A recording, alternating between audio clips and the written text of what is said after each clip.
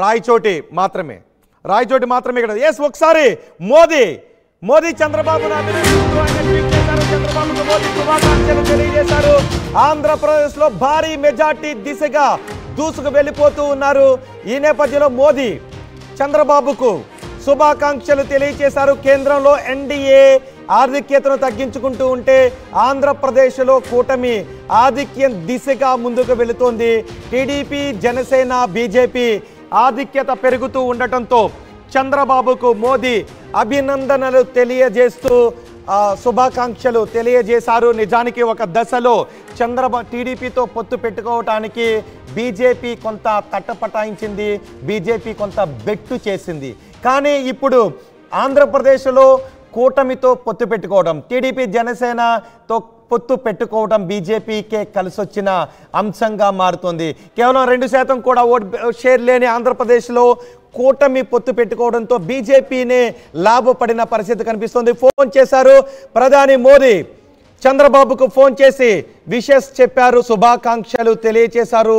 కూటమి దెబ్బకు ఆంధ్రప్రదేశ్లో కకావికలమైపోయింది. ఎస్, మనం చూస్తున్నాం గత ఎన్నికల్లో ఎక్కడ కొన్ని చోట్ల ఒక నెల్లూరు జిల్లాలో కావచ్చు, విజయనగరం జిల్లాలో కావచ్చు, ఇట్లా టీడీపీ ఆనవాళ్ళు లేకుండా పోయిన జిల్లాలు కొన్ని ఉన్నాయి. కానీ ఇప్పుడు వైసీపీ ఆనవాళ్ళు లేని జిల్లాలు మనకి కనిపిస్తూ ఉన్నాయి. కేవలం 17 చోట్ల మాత్రమే ఆధిక్యాన్ని కనబరుస్తుంది.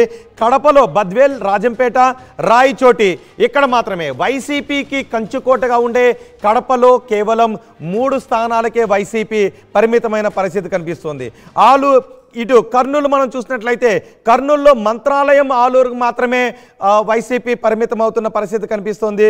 అటు మడకశిర, ధర్మవరం, కదుల్లోనే కొంత ఆధిక్యతను కనబరుస్తుంది. ఇటు చిత్తూరులో కుప్పంని కూడా ఓడిస్తాము అని శపథం చేసిన వైసీపీ కేవలం 2 చోట్ల తంబాలపల్లె, పొంగునూరులో కొంత ఆధిక్యతను కనబరుస్తున్న పరిస్థితి మనకి కనిపిస్తుంది. ఈ ఫలితాలు కూడా మారే అవకాశం ఉంది అనే చర్చ కూడా జరుగుతుంది.